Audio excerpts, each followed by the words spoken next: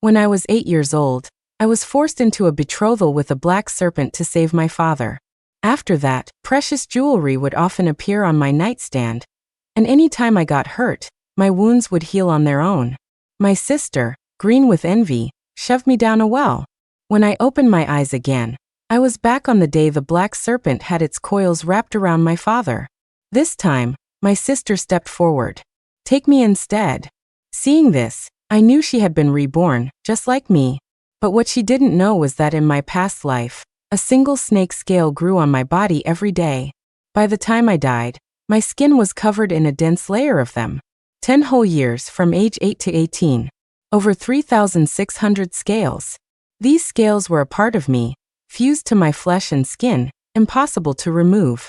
A sticky, foul-smelling mucus would seep from between them. I had to wipe myself down countless times a day, and wear scented sachets, just so people wouldn't notice the stench. I also had frequent nightmares of living in a dark, damp cave with a nest of snakes, the air thick with their putrid smell.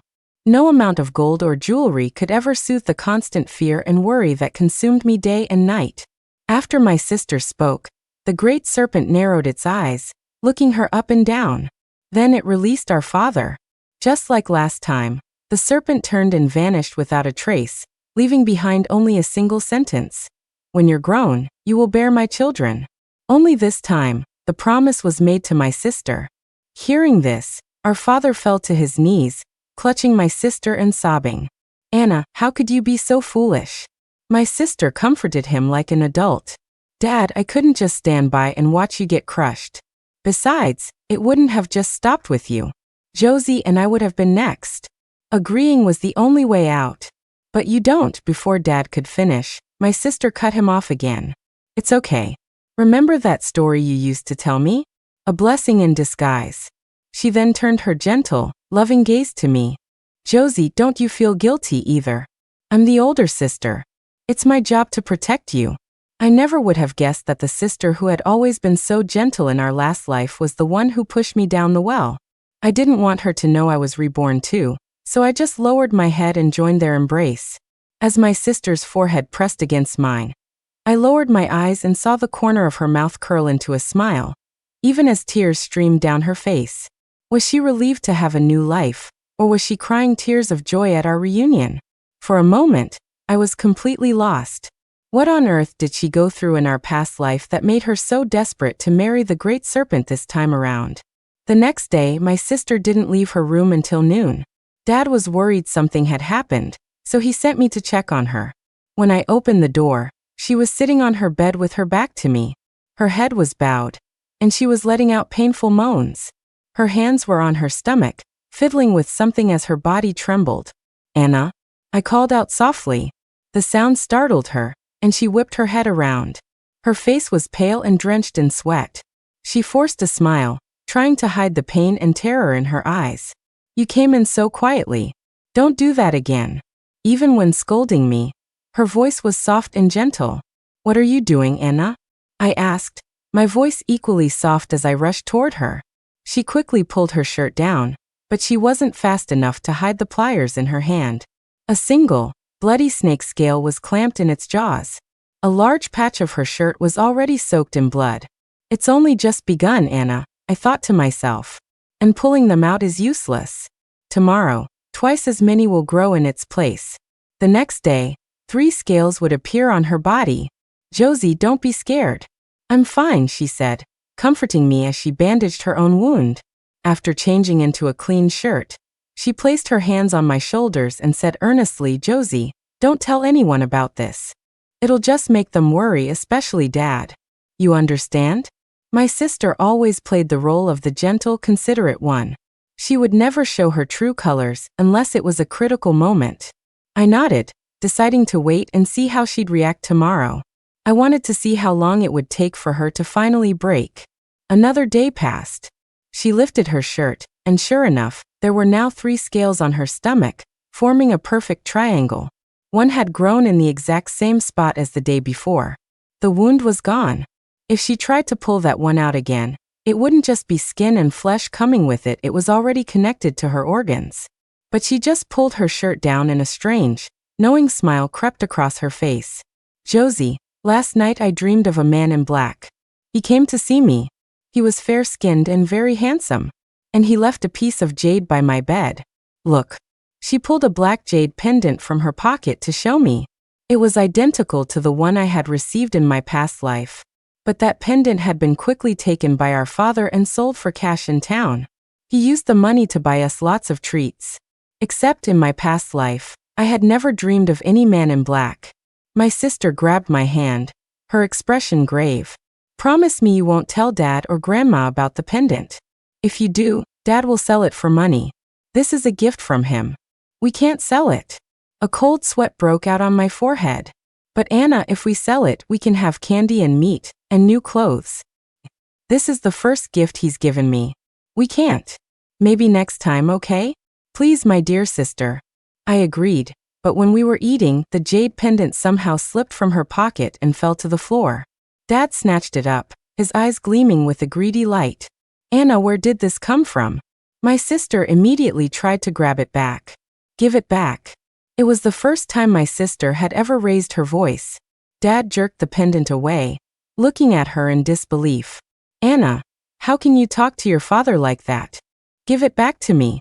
It's the first gift the Serpent Lord gave me. Give it back. The Serpent Lord gave it to you? Dad was stunned for a second, then said, I'm taking this to town to sell for medicine for your grandmother. Grandma's eyesight was poor. She'd complain about her eyes hurting whenever the sun was strong. Even now, she sat with her eyes closed, a waxy yellow fluid seeping from the corners. My sister's hand, still outstretched, didn't move. Her expression grew more ferocious. Dad continued, and with the extra money, I can buy you and your sister new clothes and some good food. Wouldn't that be nice? We have clothes. We have food. Is it that important? What about your grandmother? Can you bear to see her suffer? That old hag is ancient and blind anyway.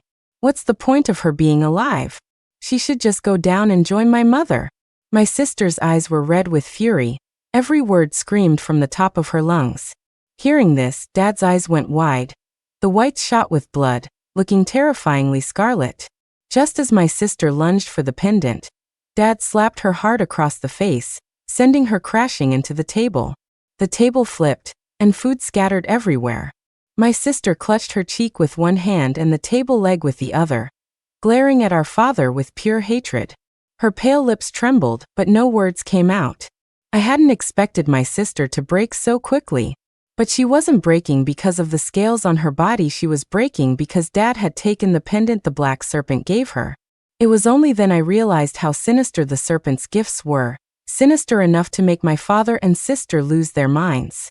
My sister struggled to her feet and pointed a finger at our father, screaming, I am the future wife of the Serpent Lord. You dare to steal from me, to hit me? You will pay for this. His eyes still blazing red, Dad shoved the pendant in his pocket, walked over and kicked my sister. She tumbled from the porch into the yard, blood trickling from the corner of her mouth as she lay struggling on the ground. Dad then helped our silent grandmother back into the house. It was as if my sister didn't even see me. She didn't ask for my help or blame me for standing by. All her fury was directed at our father. She struggled to her feet, wiped the blood from her mouth with the back of her hand, and ran into the kitchen. When she came out, she was holding a cleaver. Anna, calm down. I tried to stop her but was shoved aside. I scrambled up from the ground, but she was already inside the house with the knife. A moment later, a gut-wrenching scream echoed from within. A severed hand flew out of the house and landed right in front of me. It was my father's hand, calloused from years of hard labor. I was completely paralyzed with fear.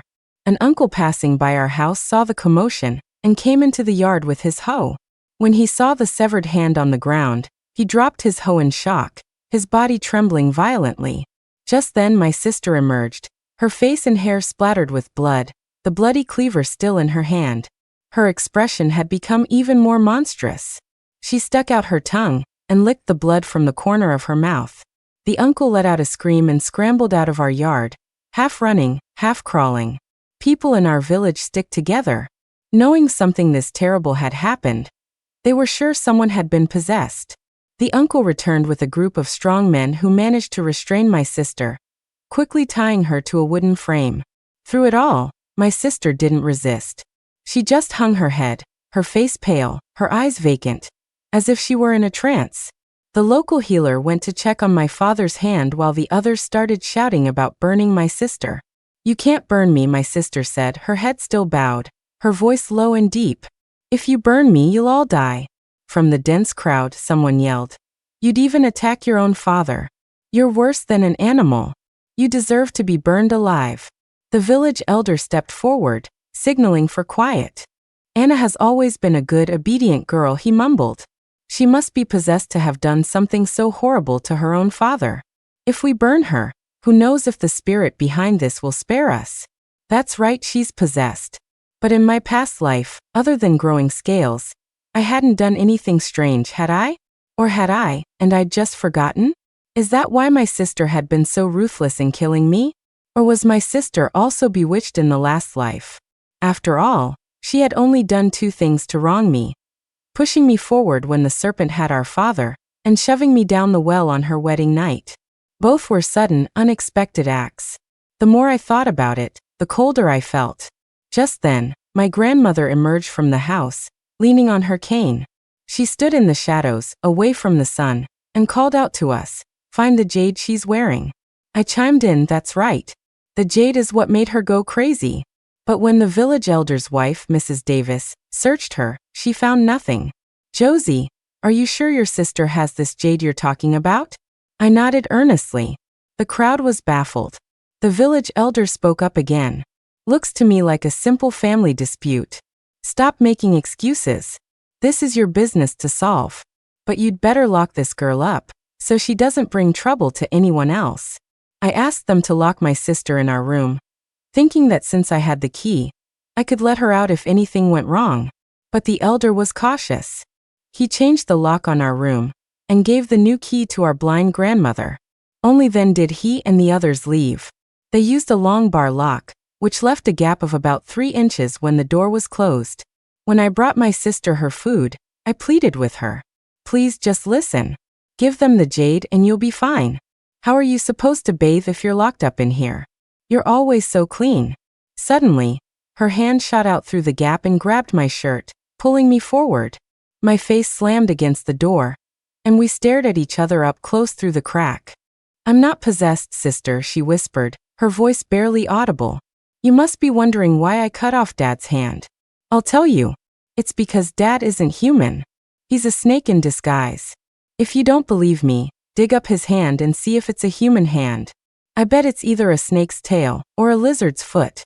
Besides, have you noticed Dad hasn't been chewing his food lately? That's because snakes don't need to chew." She said this with wide eyes, staring at me, as if waiting for a response. Dad had been complaining of a toothache a few days ago, but who knew if that was true?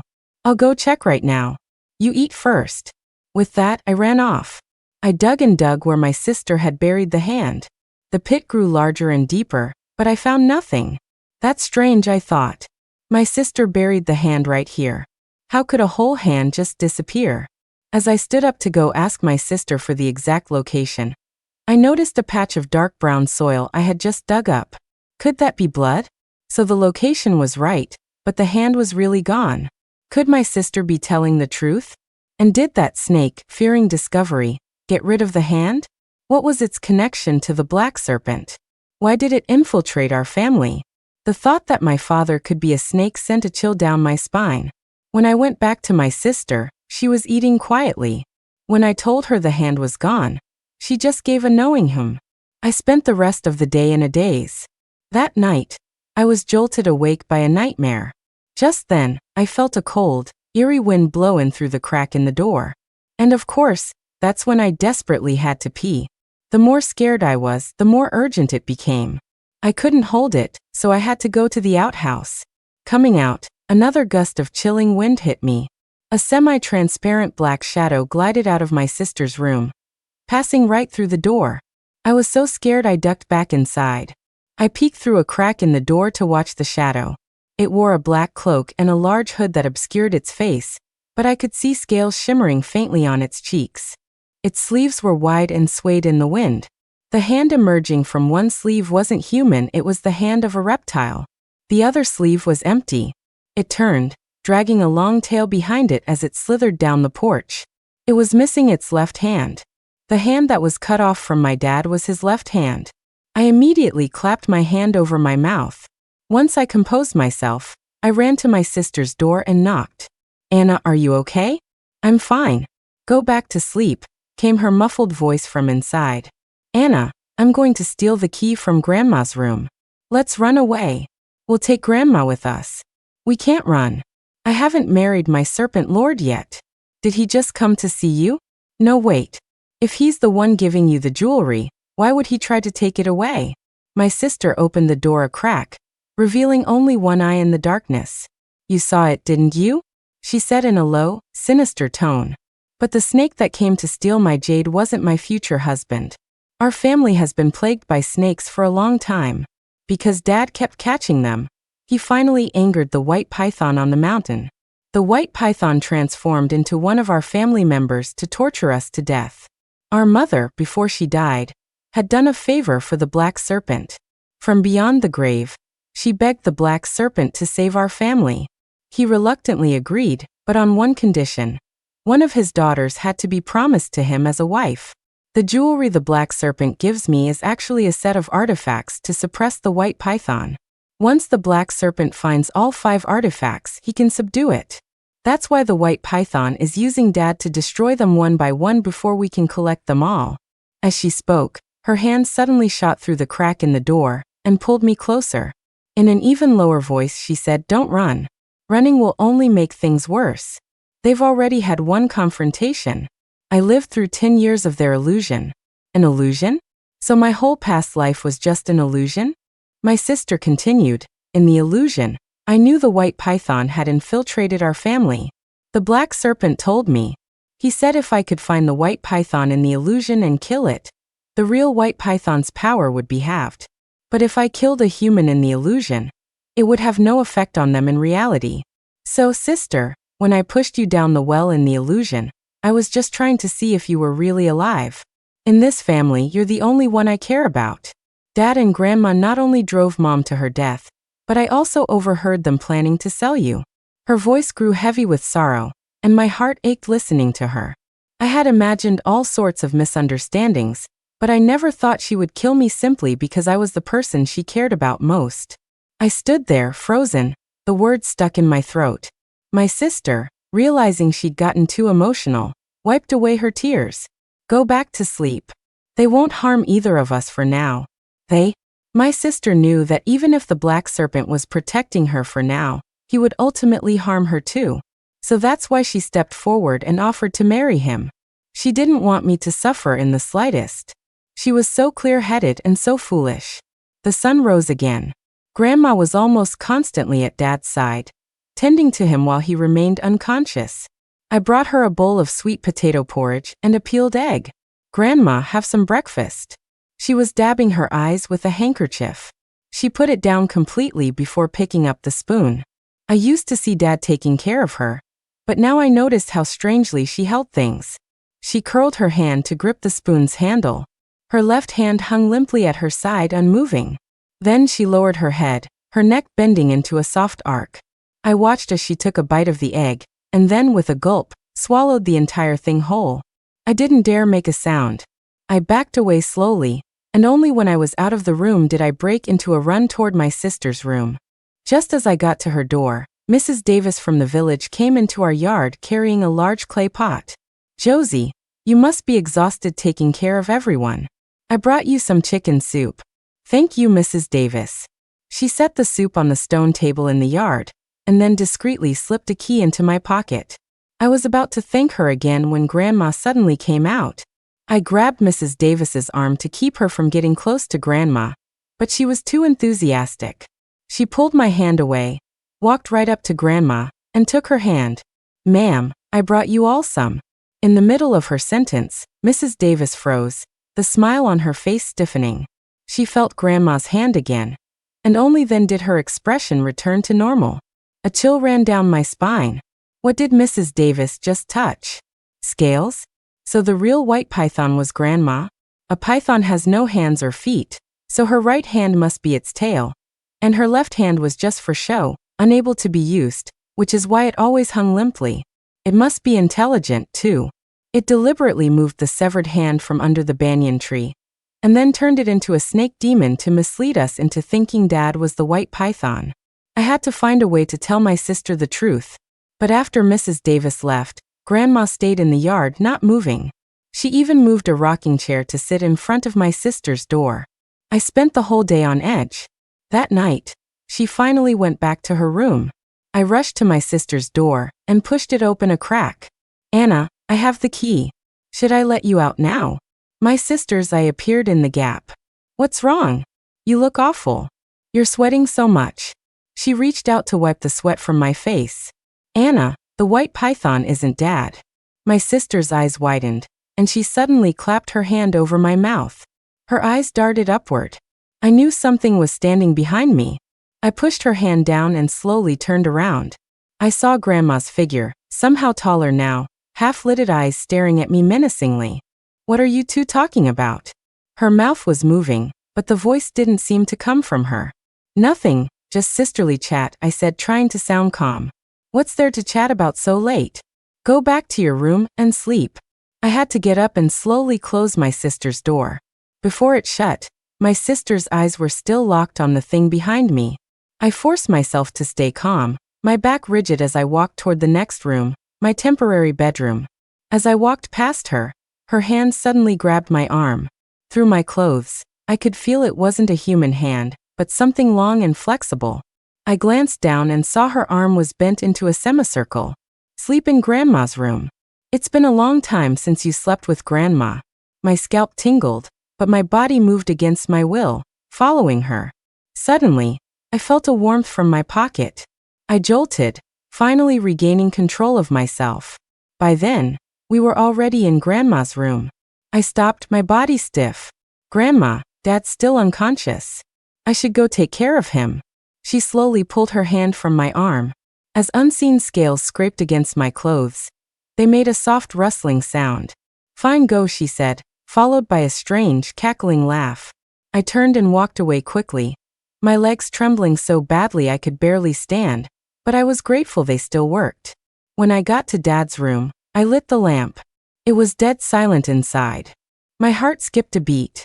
I had checked on him before bringing Anna her dinner, and he had been able to sit up and eat by himself. Now he was lying on the bed, his chest completely still. I couldn't hear him breathing. I walked stiffly to the bed and reached out to check for breath. There was none. His skin was cold, his face deathly pale. In that moment, my heart felt like it had turned to ash. Just as I was about to pull my hand away, my father's nose twitched. A small, finger-thick snake slithered out. It happened so suddenly that I yelped and snatched my hand back. I thought that was terrifying enough, but in the next second, a bloody snake's head emerged from my father's mouth. The sound of tearing came from the bandages on his severed arm, and another bloody snake's head pushed through. Then, from his eyes and ears, more snake heads and bodies appeared. Inside his neck and stomach, countless long shapes writhed and rolled. Soon, snake heads were bursting out of his body. When I came to my senses, I was already on the floor. I scrambled up and ran. As soon as I ran out the door, I saw Grandma standing on the porch, right under the red lantern, watching me with a sinister look. "Is your father all right?" Her mouth didn't open at all, only her throat pulsed up and down. "Is he all right? I'm asking you a question." Her mouth opened, and a forked tongue flickered out. She approached me step by step, her half-closed eyes glinting with a cold light. I backed away, step by step. But 1 second she was on the porch, and the next she was right in front of me, her face less than 4 inches from mine. She stared at me menacingly, then opened her mouth wide. A foul stench hit me as I watched her flick her forked tongue, hissing at me. I stumbled back a few steps and fell to the ground. Clink, clink. Something fell out of my pocket. I reached behind me and my hand touched a black jade pendant and a gold bracelet. These were my sister's things. She still wore Grandma's face, but her neck stretched out, getting longer and longer. Her lower body didn't move as her head slowly approached me. "Don't even think about escaping. You're going to bear my children, just like your sister. You both belong to me. Your father caught so many of my children and grandchildren, and he blinded me during my tribulation. You all must pay this debt. Since you've found me out, I'll just have to take you back to my cave early." She circled me again and again. Just as she was about to coil around me, I grabbed the 2 pieces of jewelry and struck her body hard. She let out a shriek and shot back, stopping about 10 feet away. By now, half of her true form was visible. Her mouth was a snake's mouth, but her forehead and nose were still Grandma's. She stuck her head out, green smoke billowing from her nostrils. I clutched the 2 artifacts and shakily got to my feet. Now I was worried about my sister. She must have secretly slipped these 2 artifacts to me. What about her? I was terrified this monster would turn on her next. No sooner had the thought crossed my mind than it came true. Before I could think of a way to distract it, it fully transformed into a giant white python, turned, and slithered into my sister's room in an instant. In the blink of an eye, only an eerie wind remained in the yard. "Anna!" I screamed. A moment later, a cry came from my sister's room. I fumbled for the key, unlocked the door and rushed in. The room was empty. The window was broken. The monster snake had escaped through the window with my sister. Why didn't she let me open the door? We could have fought the snake demon together. She knew these 2 items were protective talismans, but she secretly gave them to me. She deliberately didn't want me to open the door, even lying to me that the time wasn't right, all to completely divert the snake demon's attention. Tears fell silently. My hand holding the jewelry trembled violently. I was cold and numb all over, as if I'd been plunged into an icy cavern. Only my eyes and the paths of my tears were warm. No, I had to pull myself together. I had to save my sister. Should I find the black serpent? But the black serpent was no better. He also wanted to marry my sister. The only good thing he'd done was give her 2 life-saving artifacts. I paced back and forth on the porch, trying my best to remember the jewelry I received in my so-called past life, in the illusion. The 3rd piece was a wooden bead necklace. That necklace had caused some trouble because my uncle claimed it belonged to his family, and he got into a fight with my dad over it on the road. He lost the fight, but our families had been at odds ever since. Could all this jewelry belong to people in the village? Let me think. The 4th piece was a cinnabar bracelet, and the 5th was an amber thumb ring. I didn't understand them, but I could guess their properties corresponded to the 5 elements: metal, wood, water, fire, and earth. I stuffed the 2 pieces I had into my pocket and went straight to my uncle's house. I woke my uncle in the middle of the night. He was angry at first, but seeing my pale face and sweaty brow, he became concerned. "What's wrong?" "Uncle, I need to borrow your family heirloom, the string of wooden beads." "How do you know we have a string of wooden beads?" "Who told you?" "It's a long story. I need to borrow it to save someone." My uncle scratched his head. "Then do you also know that there are 5 families in our village with heirlooms? These artifacts were left by our ancestors to protect the village. If even one is taken away, it breaks the balance, making it easy for mountain spirits and ghosts to get in. But that balance was broken 6 or 7 years ago. The family with the gold bracelet got greedy and sold it for money." I was stunned. Luckily, the black serpent had already gotten the gold bracelet back. "Saving someone is urgent," he said. "Since it's like this, I'll lend you the beads. Just bring them back when you're done." He led me inside, quickly found the treasure, and handed it to me. "What are you planning to do?" "I'll go with you, Uncle." I was afraid of getting them involved, but then I thought about the snakes still in our house. If they got out and hurt someone, it would be terrible. So I decided to ask for everyone's help to deal with the snakes. "Uncle, my dad is gone. My grandma turned into a snake and took my sister. I'm looking for this to fight the snake demon and save my sister," I said, my voice choking up. He scratched his head again and followed me, half believing. He helped me find the other 2 items and brought a group of people to my house. At first, nobody really believed me, not until they saw my dad's body. Several people threw up on the spot. Snakes were slithering everywhere. They built a fire in the yard, using tongs to grab the snakes and toss them into the flames. They said they were afraid of complications and immediately worked together to carry my dad's body out to be burned. The shock was too much for me, and I hadn't been sleeping well. As I watched the flames engulf my father's body, I suddenly staggered and fainted into Mrs. Davis's arms. I dreamed my sister was in a dark, damp cave, surrounded by snakes. Her belly was swollen like a ball, and she looked at me with utter despair. I woke up with a start, finding myself not in my own house, but at Mrs. Davis's. She brought me a bowl of lotus seed soup. "You poor child, you look so pale. Have some sweet soup." The door was ajar, and I saw a young monk in the yard. Mrs. Davis said he was a traveling monk who sensed the snake trouble in our village and offered to help. After about 15 minutes, Mrs. Davis and I went to see the monk. He sat silently under a tree, his eyes downcast. I felt like his eyes were strangely familiar. Suddenly, I remembered where I'd seen them, and I shuddered. "Josie, what is it?"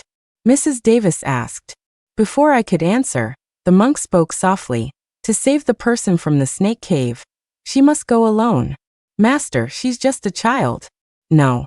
Let her take the 5 artifacts. She must go alone." Mrs. Davis wanted to argue, but I gathered my courage and reassured her. "It's okay, Mrs. Davis. I can do it." Mrs. Davis looked at me with concern, but seeing my determination, she could only turn to the monk. "Then, Master, you must protect our little one. She's so young. Her father never let her go to school. She's never seen the world outside. Please make sure she comes back safely." She took my hand and said earnestly, "Auntie will be waiting for you and your sister. When you come back, you'll both live with me. I don't have any children. I'll raise you as my own. I'll make sure you go to school." I hugged her tightly, tears streaming down my face. I didn't know if I would make it back, but my sister had to. I couldn't linger. I quickly wiped my tears, pulled away from her embrace, and followed the monk under her worried gaze.